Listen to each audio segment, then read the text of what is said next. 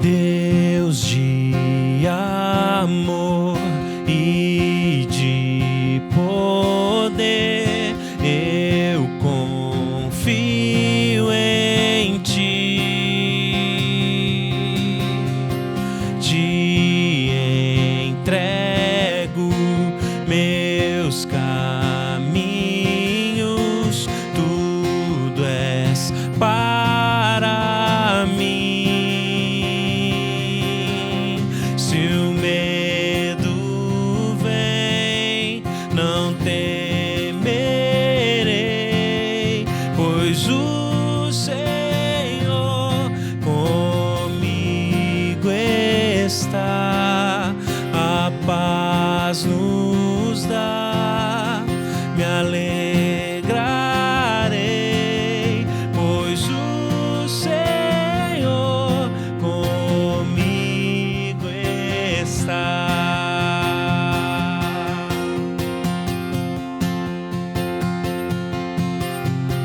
Deus que salva e transforma, és o bom pastor. Te entrego minha vida, ao Rei o meu louvor. Se o medo vem, não temerei, pois o Senhor comigo está. A paz nos dá, me alegrarei,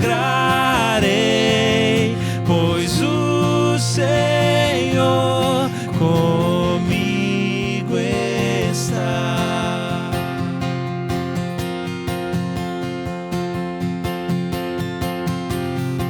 Meu consolo, meu abrigo, dono do meu ser,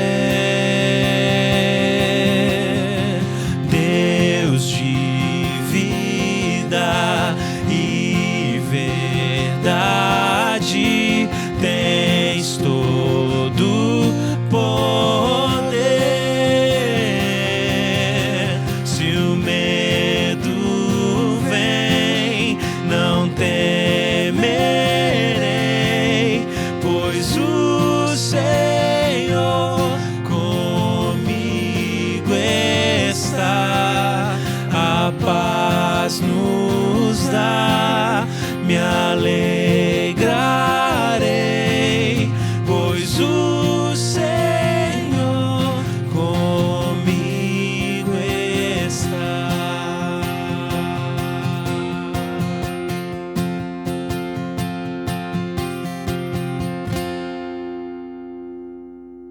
Aleluia, Jesus, nós te adoramos, bendizemos o teu nome, glorificamos a tua doce presença, que sempre nos envolve com muito amor, e te agradecemos porque as tuas misericórdias se renovaram nessa manhã. A ti a honra, a glória e o louvor para sempre. Aleluia. Aleluia.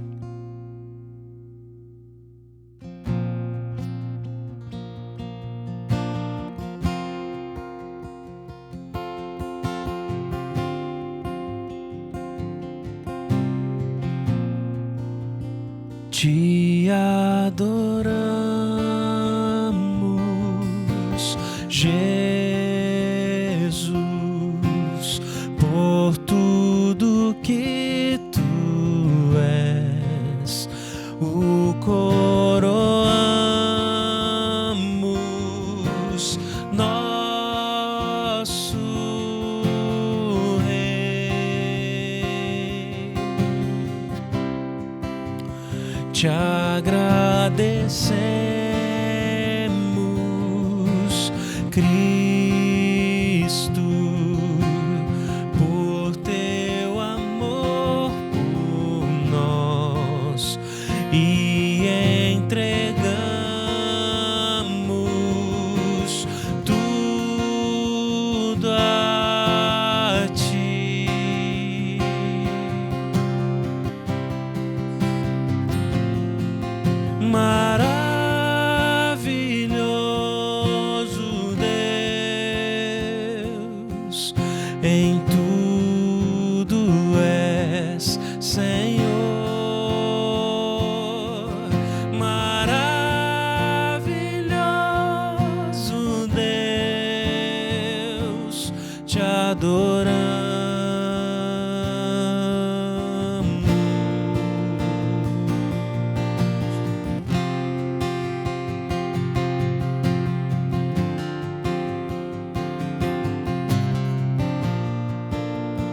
te agradecemos,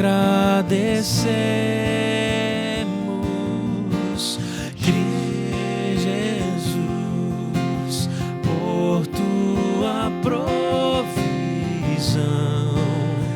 nosso refúgio, proteção.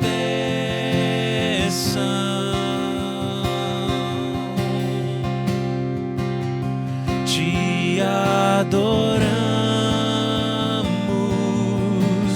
Cristo, incomparável és, a ti a glória, honra e poder.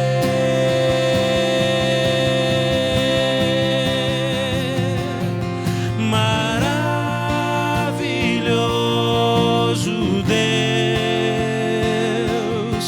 em tudo és Senhor. Maravilhoso Deus, te adoramos.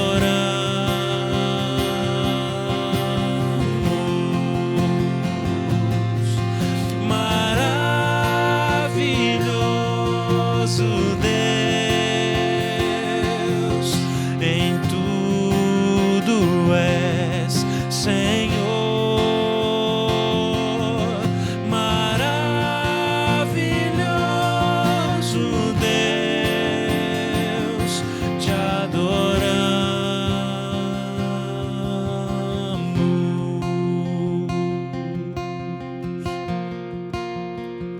Nós te adoramos, Jesus.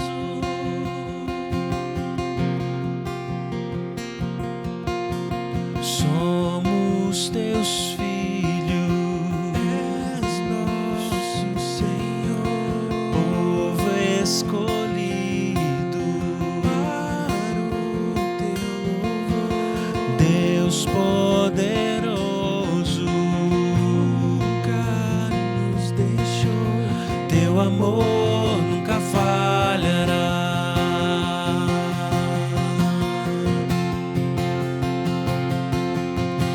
Somos teus filhos, és nosso Senhor, povo escolhido para o teu louvor. Deus poderoso, nunca nos deixou, teu amor nunca falhará.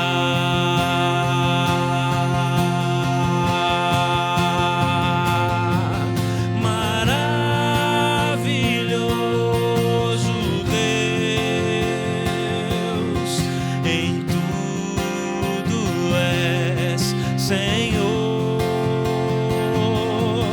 Maravilhoso Deus, te adoramos.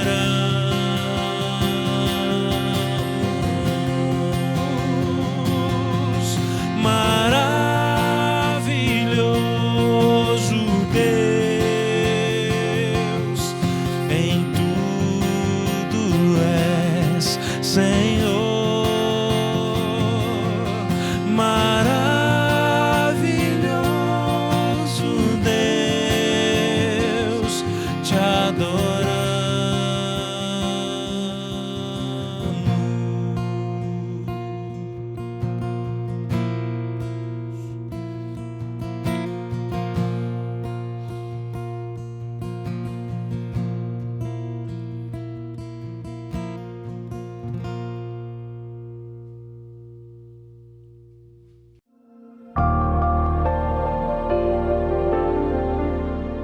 Eu quero trazer para você hoje um tema muito importante. E ele é importante do ponto de vista do discipulado dentro de casa. O que eu quero dizer com isso? Gente, eu tenho visto que as igrejas, um dia eu vou falar só sobre esse tema. As igrejas, elas foram, ao longo do tempo, elas foram tentando resolver o problema da família. Então é assim, vem uma criança, certo? E muitas igrejas começaram, inclusive, com crianças, com trabalho infantil. Vem uma criança, e aí a igreja fala, bom, eu tenho que cuidar dessa criança, então vamos evangelizar essa criança. Aí essa criança, por alguma razão, os pais, poxa, que legal, meu filho está melhorando em casa e tal, não sei o quê, os pais vêm também. E a igreja começa a discipular e evangelizar e etc., para levar a família toda a Cristo. Mas ao invés de, aos poucos, ir passando de volta para a família a responsabilidade da educação cristã dentro de casa, as igrejas assumiram isso com muita força. Então é assim, o discipulado da criança dentro da igreja, o discipulado do adolescente dentro da igreja, o discipulado do jovem dentro da igreja, o discipulado dos adultos dentro da igreja. E em casa, nada. Nada. Então qual é o evangelho dentro de casa? O evangelho dentro de casa se limita a somos cristãos, amamos a Deus e vamos para o culto. Só isso. Uma ou outra família faz lá um culto doméstico, né? Mas também por falta de compreensão do que seria esse culto doméstico, muitas vezes isso se esvazia, se perde no meio do caminho e as pessoas vão desanimando e param com isso. Essa é a ideia. Então esse tema, o tema da nossa mensagem hoje é a ceia do Senhor. Você sabe, você conhece a ceia do Senhor, mas você conhece isso no ambiente de casa. Lá em Êxodo capítulo 12, quando o Senhor instituiu a Páscoa, chamada Páscoa, e que ela veio a ser a precursora da ceia do Senhor no Antigo Testamento, um dos momentos, o Senhor diz assim, os vossos filhos vos perguntarão, pai, mãe, o que é isso? E vocês dirão, isso é porque o Senhor passou sobre nós, papapá. Ou seja, a ideia de Deus é que esse ambiente familiar seja um ambiente discipulador. E que aquilo deveria acontecer, e a Páscoa acontecia no ambiente do lar, não acontecia no âmbito do templo, acontecia no âmbito do lar. Né? Os judeus até hoje utilizam esse meio da Páscoa, etc., fazendo uma festa em casa, dentro de casa, e explicam por quê, o que é a Páscoa, né? O que quer dizer essa palavra e assim por diante. Vamos ler um texto da palavra de Deus, aqui no livro de João, capítulo 6, versos 28 a 40. Dirigiram-se, pois, a ele perguntando, que faremos para realizar as obras de Deus?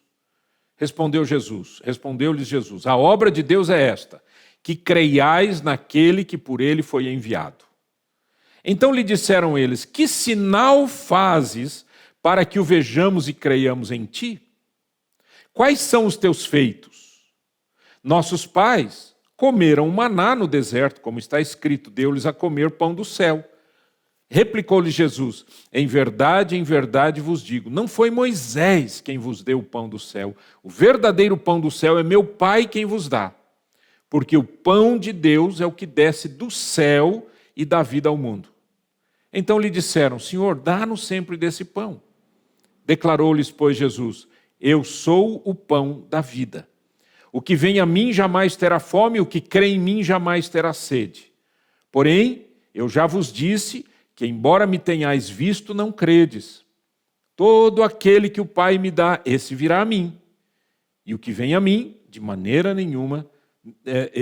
modo nenhum, o lançarei fora.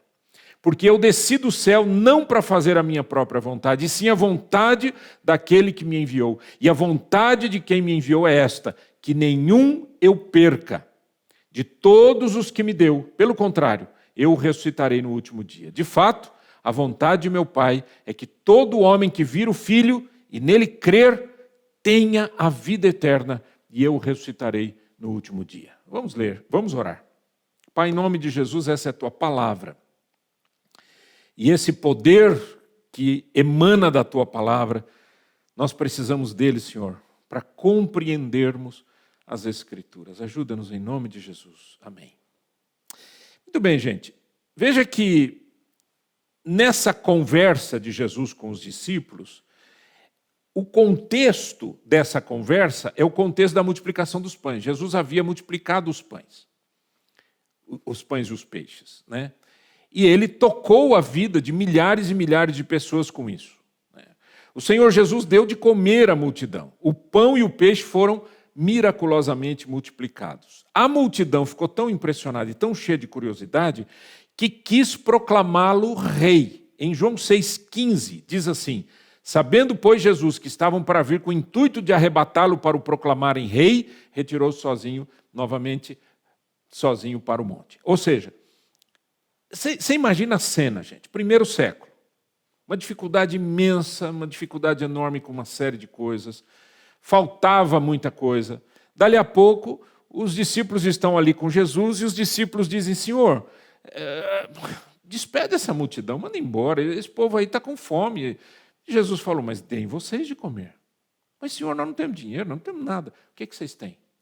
Tem aqui 5 pães e 2 peixes. Tá bom. Divida a multidão. Dividiu a multidão. Multiplicou, todo mundo comeu. Quando está todo mundo feliz, ainda recolheram, diz a Bíblia, 12 cestos. Isso significa que, para aquele povo que está vendo aquilo acontecer, que nunca tinha visto isso acontecer, para aquele povo foi assim: uau!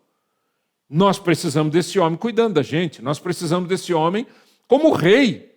Né? Para que a gente precisa de um Herodes aí? Vamos colocá-lo como rei. Para que a gente precisa de Roma? Vamos colocá-lo como rei. Quando Jesus percebeu que esse era o intuito da multidão, ele desaparece e vai para o monte sozinho. O que os discípulos fizeram? Os discípulos foram, eles estavam ali pertinho do lago, né? O chamado Mar da Galileia, né? Era um lago, na verdade, é um lago. Eles pegaram o barquinho e foram para outra banda, para outra margem.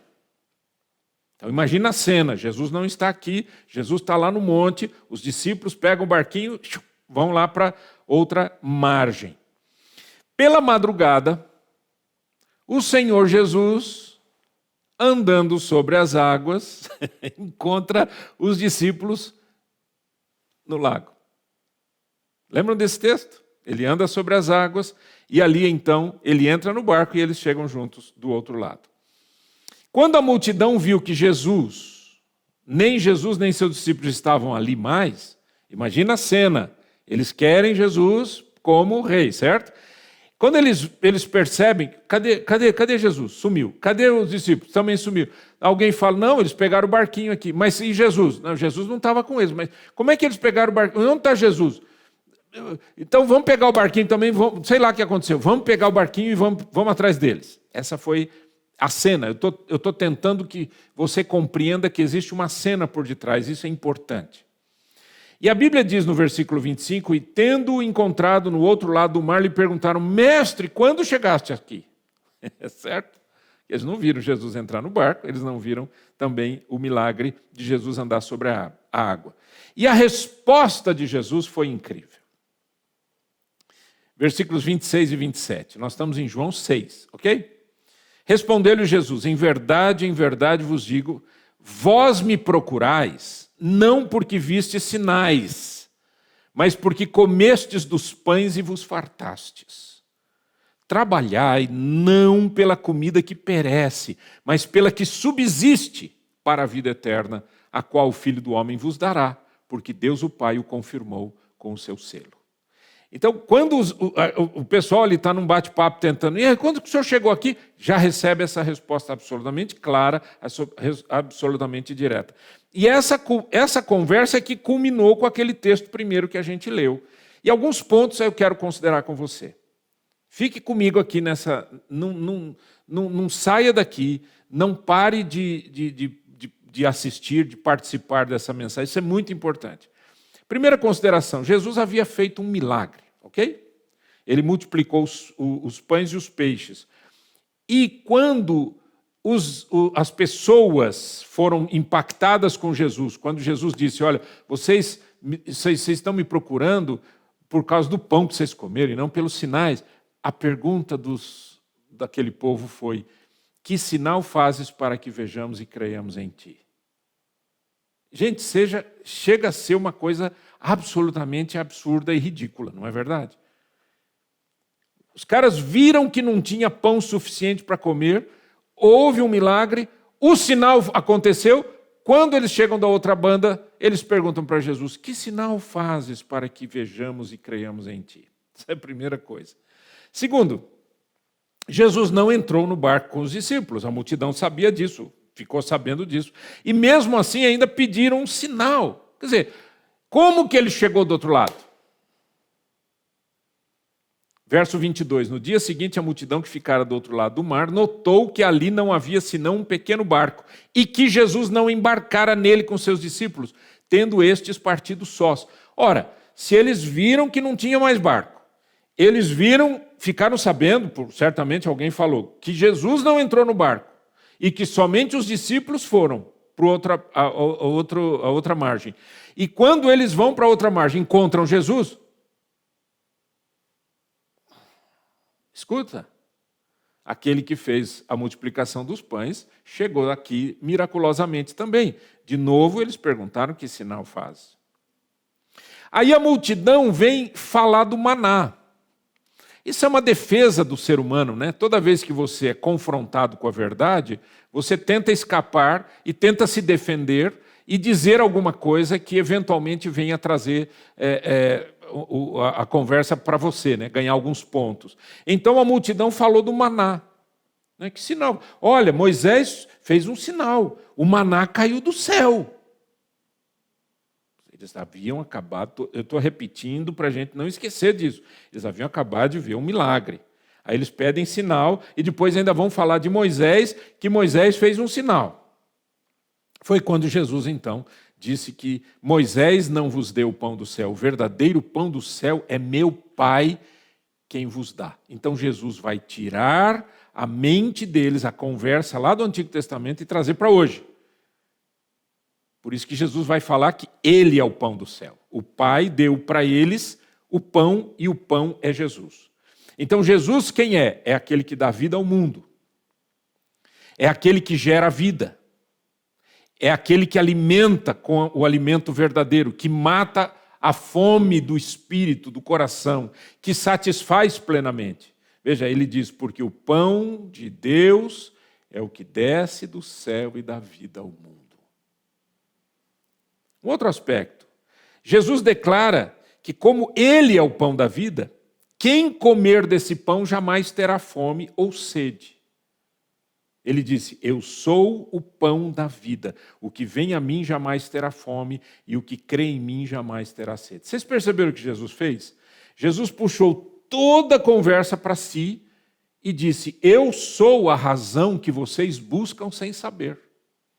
Eu sou o milagre que vocês buscam sem saber. Eu sou o pão que vocês buscam, porque vocês estão querendo mais maná, né, do céu. Então, mas não tem mais maná. Tem eu. Eu estou aqui para dar vida ao mundo. Então, eu sou aquele que dá vida e aquele que comer desse pão jamais terá fome ou sede. O Senhor Jesus também ensina que o Pai é quem traz as pessoas para Ele, para Cristo. Olha o que Jesus disse, naquele texto que a gente leu. Todo aquele que o Pai me dá, esse virá a mim. E o que vem a mim, de modo nenhum lançarei fora. O Pai me dá, vem a mim. Quem vem a mim, eu não lanço fora.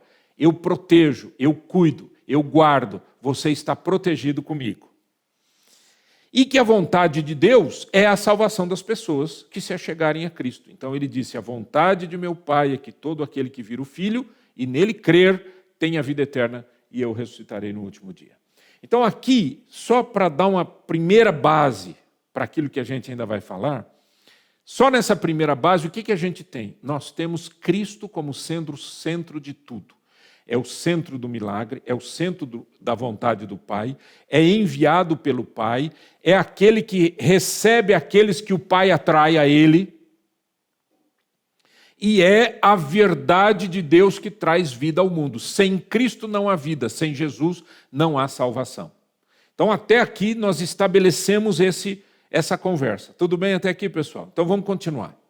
Na sequência, Jesus passa a responder à incredulidade dos judeus, que ouvindo que Jesus estava falando sobre o pão que desce do céu, vocês têm que comer da minha carne, etc., é uma conversa que certamente aquele povo que já era incrédulo ficou mais incrédulo ainda, né? Como comer da carne desse homem? Está doido? Que negócio, que loucura é essa, né? E aí Jesus diz o seguinte, então eu vou ler para você João 6, 47 em diante. Acompanhe comigo essa leitura. Em verdade vos digo, quem crê em mim tem a vida eterna. Eu sou o pão da vida. Vossos pais comeram maná no deserto e morreram. Este é o pão que desce do céu, para que todo o que dele comer não pereça. Eu sou o pão vivo que desceu do céu. Se alguém dele comer, viverá eternamente. O pão que eu darei pela vida do mundo é a minha carne. Disputavam, pois, os judeus entre si, dizendo, como pode este dar-nos a comer a sua própria carne?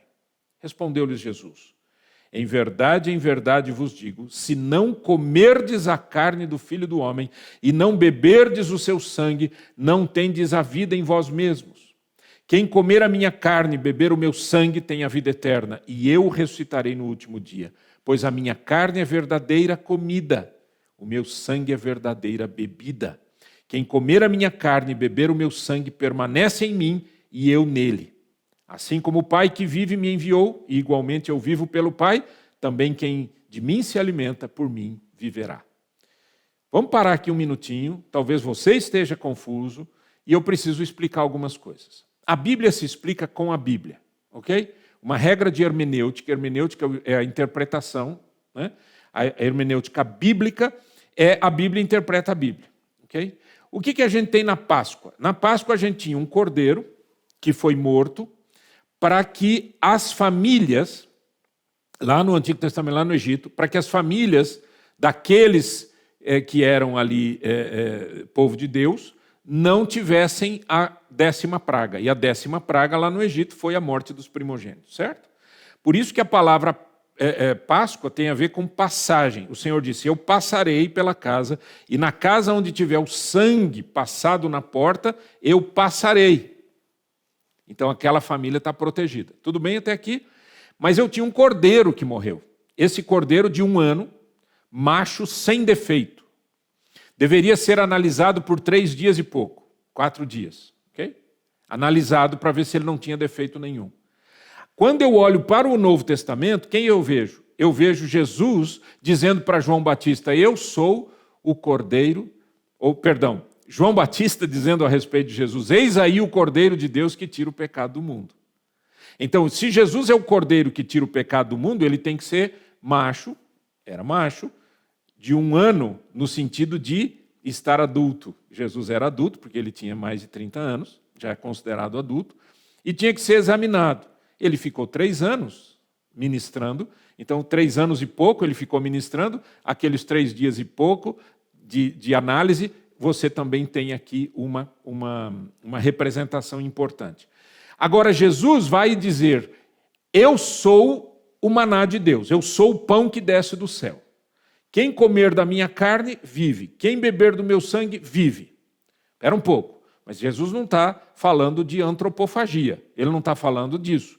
Então, sobre o que ele está falando? Ele está se referindo ao cordeiro.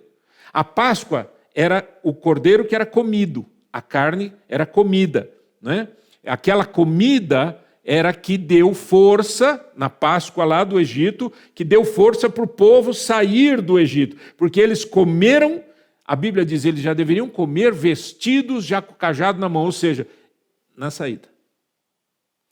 Quando então o faraó diz, eu não aguento mais esse monte de praga, vão embora, o povo já estava pronto, mas eles comeram do cordeiro, certo? Isso deu vida para eles. Pensa na simbologia, gente. Pensa aqui no que nós estamos falando. Nós estamos fazendo uma comparação, olhando a Bíblia com a Bíblia. Okay? Então, quando Jesus diz, você precisa comer a minha carne e beber o meu sangue, Jesus está falando sobre a Páscoa. Jesus está falando sobre o que aconteceria com ele. Ele seria o cordeiro que seria morto, e então, simbolicamente, ao comer desse corpo, que corpo é esse? É aquele corpo lá da Páscoa. Só que agora não é mais o cordeiro. Quem é? O Senhor Jesus. E que isso vai se tornar a ceia do Senhor, o pão e o cálice. Okay? Então vamos lá. O pão da vida, que é Jesus, precisa ser comido. Isso só pode ser entendido espiritualmente, obviamente, porque, como é claro, comer a carne de Jesus não estava aqui em questão. Segundo, essa relação espiritual tem a ver com não perecer. Lembra? Come da minha carne, não perece. Então, tem a ver com a vida eterna.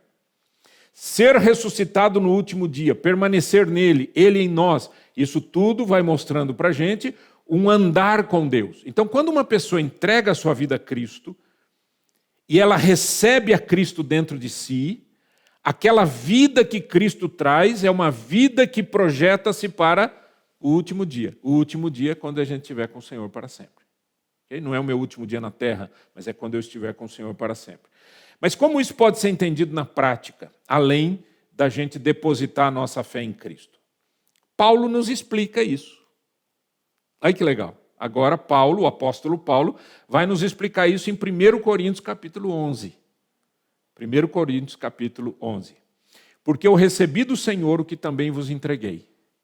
Que o Senhor Jesus, na noite em que foi traído, tomou o pão. E tendo dado graças, o partiu e disse, isto é meu corpo, que é dado por vós. Fazei isto em memória de mim. Por semelhante modo, depois de haver ceado, tomou também o cálice, dizendo, este cálice é a nova aliança no meu sangue. Fazei isso todas as vezes que o beberdes em memória de mim. Porque todas as vezes que comerdes este pão e beberdes o cálice, anunciais a morte do Senhor até que ele venha. Por isso, aquele que comer o pão ou beber o cálice do Senhor indignamente, será réu do corpo e do sangue do Senhor. Examine-se, pois, o homem a si mesmo, e assim coma do pão e beba do cálice. Pois quem come e bebe sem discernir o corpo, come e bebe juízo para si. Eis a razão porque há muitos, entre vós, muitos fracos e doentes, e não poucos que dormem. Porque se nos julgássemos a nós mesmos, não seríamos julgados. Mas quando julgados, somos disciplinados pelo Senhor para não sermos condenados com o mundo. Então veja quanta coisa incrível que nós estamos vendo hoje, gente. Tenha um pouquinho mais de paciência, acompanha comigo. Número 1, comer o corpo de Jesus é comer a ceia do Senhor. Além de me entregar ao Senhor, porque eu só vou comer a ceia discernindo o corpo. Para discernir o corpo, o que eu tenho que fazer? Eu tenho que ter a compreensão de que eu estou comendo o pão e bebendo o cálice relativos à pessoa do Senhor Jesus. Então, quem não tem fé não deve participar da ceia, é óbvio, porque não significa absolutamente nada. Não é? Então, comer o corpo de Jesus é comer a ceia do Senhor. Tomou o pão, Jesus disse, né? Paulo falou, ele tomou o pão e, tendo dado graças, o partiu e disse, isso é meu corpo, isto é meu corpo. Lembra lá de João 6, isso é meu corpo, que é dado por vós. Segundo, beber o sangue de Jesus é beber o cálice da nova aliança, representado poderosamente pelo suco da uva. Esse cálice é a nova aliança no meu sangue. Fazei isto todas as vezes que o beberdes em memória de mim. Então, comer e beber a ceia do Senhor é fazer isso em memória dele e anunciar a morte dele até que ele venha. Eu faço em memória do Senhor e anuncio a morte do Senhor até que ele venha. E para comer, já falei, precisa discernir o corpo. Ou seja, quem é o corpo? Jesus. Se eu não discerno o que está acontecendo, por que eu estou fazendo isso, então por que eu estou fazendo? Porque o pão e o cálice não são elementos de milagre, que se eu comer vai acontecer alguma coisa. Não, eles são elementos representativos de um milagre maior, que é a morte e a ressurreição de Jesus. Então isso tem que ficar absolutamente claro para a gente. Okay? Então, qual é o significado de discernir o corpo? Número 1, reconhecer que Jesus Cristo morreu por nós. Ele morreu pelos nossos pecados. Que a morte dele foi em nosso lugar para pagar a nossa culpa. O sangue de Cristo foi derramado por nós para fazer expiação, ou seja, pagar a dívida. Expiação com X é pagar a dívida que o pecado gerou. Por quê? Porque o salário do pecado é a morte. E foi por isso que então Cristo morreu na cruz para que nós pudéssemos viver. Então, eu preciso discernir isso. Se eu não discernir isso, não adianta participar da ceia. Como Jesus disse que precisamos comer da sua carne para termos vida, sem fé nele e no sacrifício realizado não haverá vida.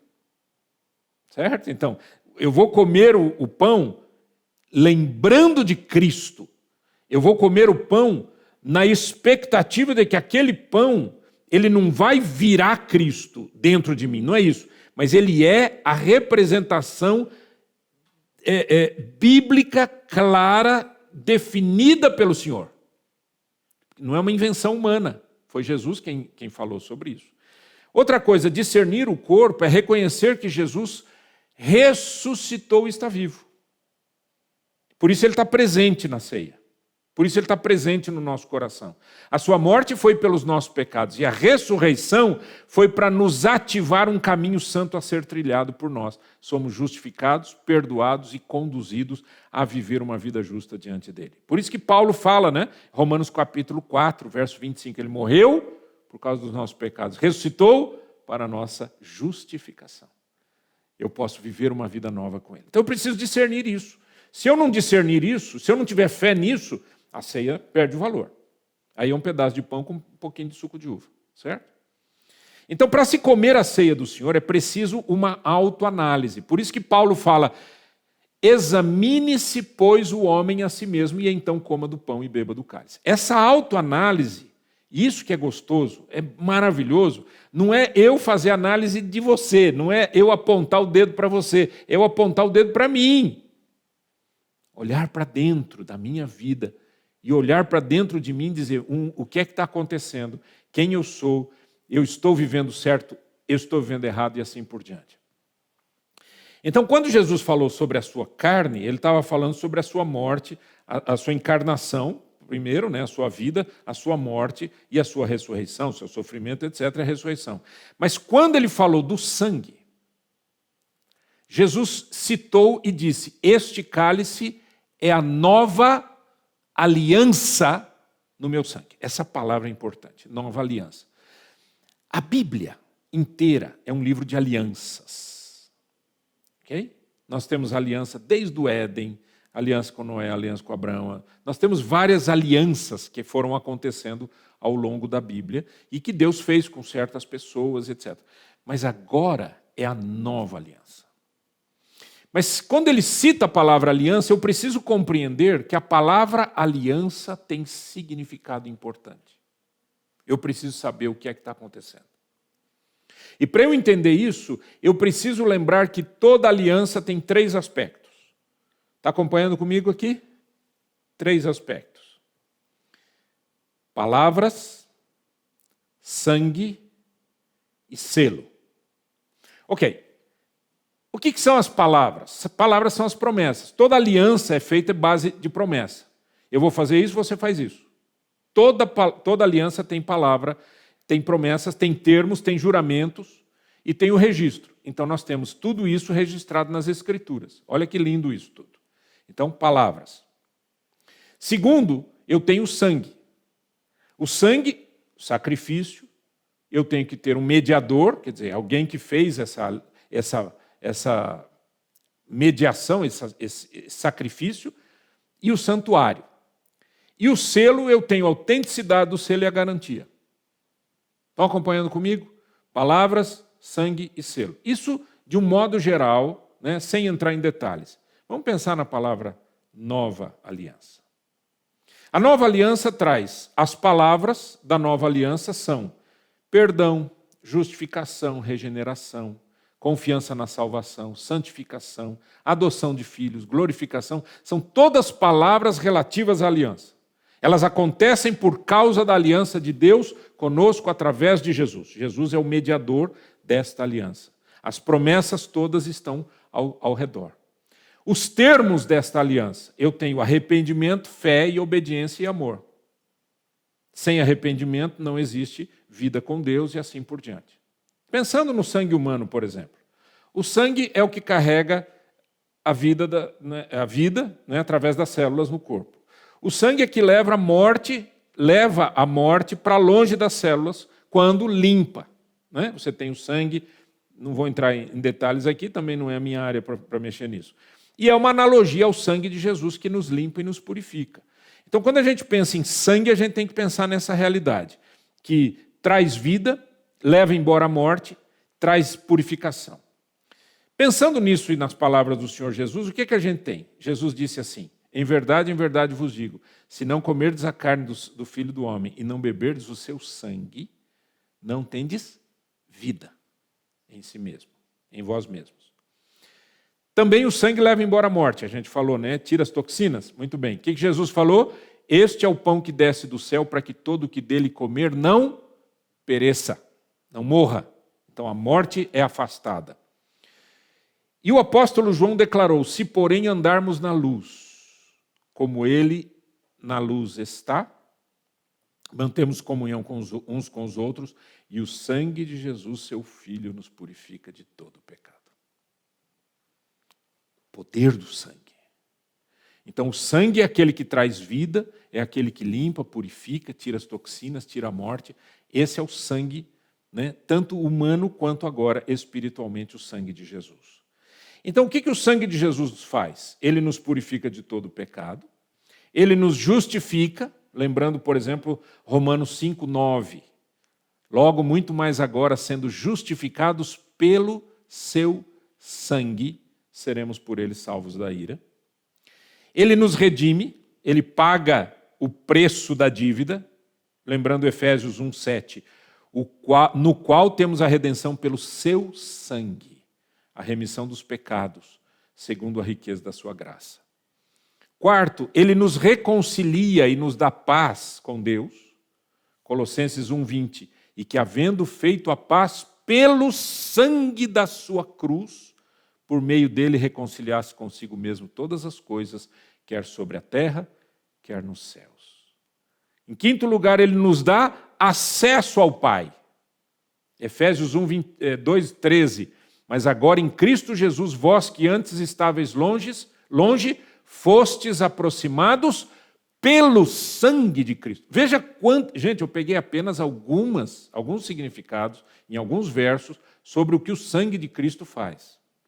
Sexto lugar, ele purifica a nossa consciência. Olha que incrível, Hebreus 9:14.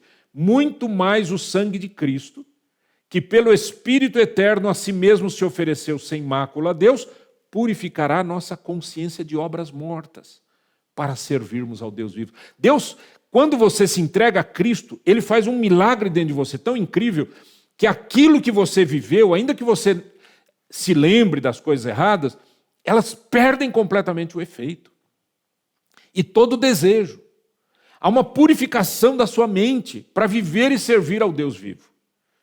E em último lugar, pelo sangue de Jesus, nós vencemos os inimigos ou o inimigo com todos os seus ataques. Apocalipse 12, verso 10 e 11. Olha que incrível isso. Então ouvi grande voz do céu proclamando: agora veio a salvação, o poder, o reino do nosso Deus e a autoridade do seu Cristo, pois foi expulso o acusador de nossos irmãos, e o mesmo que os acusa de dia e de noite diante do nosso Deus. Presta atenção. Eles, pois, o venceram por causa do sangue do Cordeiro e por causa da palavra do testemunho que deram, e mesmo em face da morte não amaram a própria vida. A terceira parte da aliança é o selo. Palavra, sangue e selo. O selo que a gente tem é o Espírito Santo morando dentro de nós. Efésios capítulo 1, versículo 13 diz: em quem também vós, depois que ouvistes o evangelho da vossa salvação, ou a palavra da verdade, o evangelho da vossa salvação, tendo nele também crido, fostes selados com o Santo Espírito da promessa, o qual é o penhor, é a garantia da nossa herança. A minha garantia de que eu vou para o céu é o Espírito Santo, não é a minha boa obra. Não é que eu sou bonzinho, não é que eu sou legal, e não é porque Deus está me devendo nada. É porque Ele me selou com o seu Espírito. Então o selo da aliança está no Espírito Santo. Aí a Bíblia diz: até o resgate da sua propriedade em louvor da sua glória. Então quando a gente olha para a ceia do Senhor, à luz da Páscoa, de novo, lembrando que a Bíblia explica a Bíblia, o sangue seria o sangue de um cordeiro, certo? Referindo-se ao Senhor Jesus. Lá em Êxodo, capítulo 12, verso 5, diz: o cordeiro será sem defeito, macho de 1 ano, podereis tomar um cordeiro ou um cabrito. Então, aquele sangue que foi ali derramado para então aquele sacrifício acontecer, o sangue do cordeiro, ele protege do mal. E qual era o mal que estava por vir? A 10ª praga. Sem o sangue do cordeiro, os israelitas não sairiam do Egito. Ou melhor, os primogênitos morreriam. Eles poderiam até sair, mas os primogênitos morreriam. 10 pragas, a 10ª a pior de todas. O sangue do cordeiro protegeu os israelitas. Dá para você entender isso? Aí Jesus vem e pega esse assunto e diz: é o meu sangue que dá vida ao mundo. A nova aliança. Então, o que é a ceia? A ceia é um ritualzinho legal que a gente vai na igreja, pega um copinho, bota um pãozinho na boca? Não. É um relacionamento, é uma vida com Deus, é andar com Deus. A ceia nos protege do mal, a ceia nos cura, a ceia nos perdoa, a ceia nos liberta, nos resgata para Deus, nos leva a viver uma vida de santidade. Comer a ceia é um privilégio. Então agora aqui, olha nos meus olhos. Eu quero terminar com isso. Quantas vezes a gente deve participar da ceia? Talvez a sua igreja diga 1 vez por mês, porque a gente não quer que perca o sentido. Tem igreja que eu conheço que faz 1 vez por ano. Ah, não, a gente, de vez em quando a gente pode participar da ceia. Não, gente, está tudo errado. Não existe na Bíblia nenhuma periodicidade.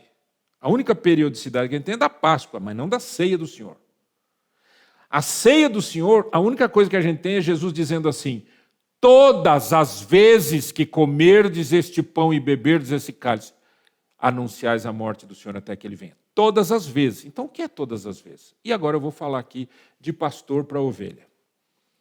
Eu quero sugerir a você que você faça a ceia do Senhor na sua casa todos os dias. Nossa, pastor, que isso? Eu não posso. Só o pastor que... Quem falou para você? Onde que está escrito isso na Bíblia? A gente tem que trazer o evangelho para dentro de casa. Eu tenho feito isso com a minha esposa todos os dias. Às vezes escapa um outro dia.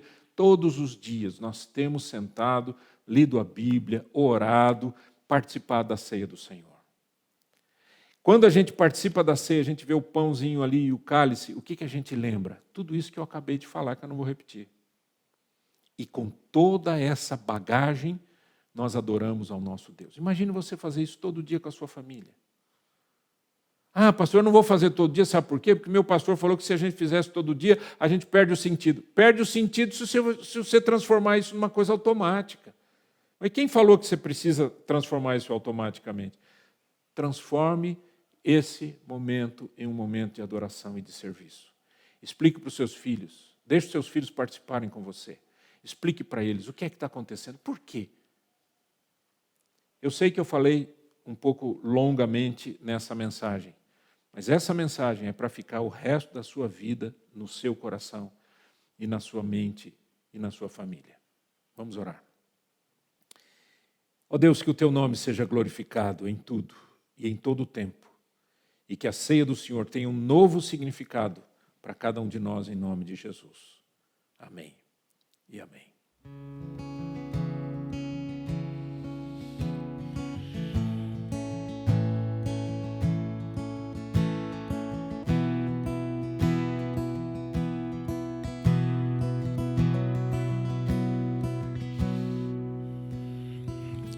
Se pelo vale eu passar,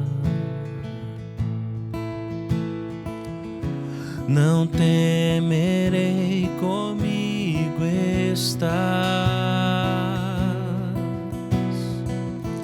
Se o dia mau a mim chegar, eu nada temerei, em ti confiarei, pois só tu és o meu pastor, que me conduz em teu amor. Louvarei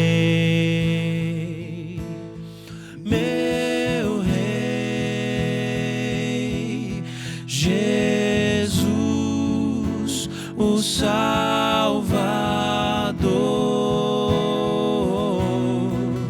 louvarei, meu Rei, Jesus,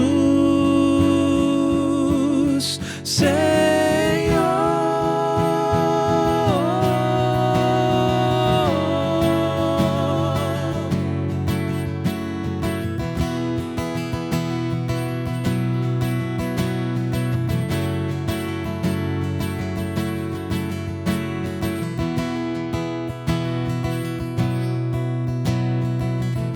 Se pelo vale eu passar, não temerei, comigo estás. Se o dia mau a mim chegar, eu nada temerei, em ti confiarei, pois só tu és o meu pastor, que me conduz em seu amor. Louvarei, meu Rei, Jesus, o Salvador.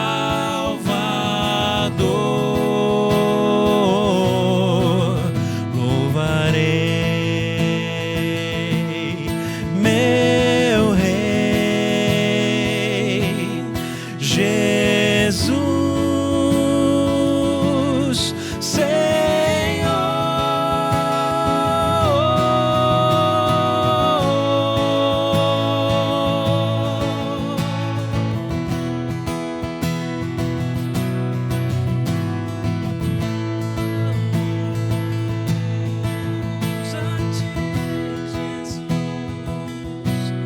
Bendito seja Deus que me deu a vitória e do vale me resgatou. Com o teu poder reescreveu minha história. Pra tua glória hoje salvo eu sou. Bendito seja Deus que me deu a vitória e do vale me resgatou. Com o teu poder escreveu minha história. Pra tua glória hoje salvo eu sou. Bendito seja Deus que me deu a vitória e do vale me resgatou. Com o teu poder escreveu minha história. Pra tua glória hoje salvo eu sou. Bendito seja Deus que me deu a vitória e do vale me resgatou. Com o teu poder escreveu minha história. Pra tua glória hoje salvo eu sou. Louvarei, meu Rei, Jesus, o Salvador.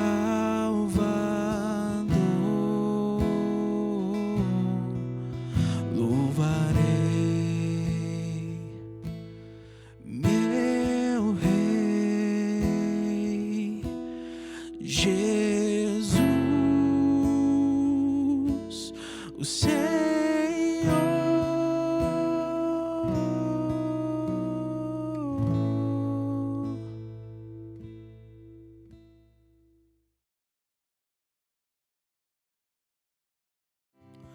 Te agradecemos, Cristo.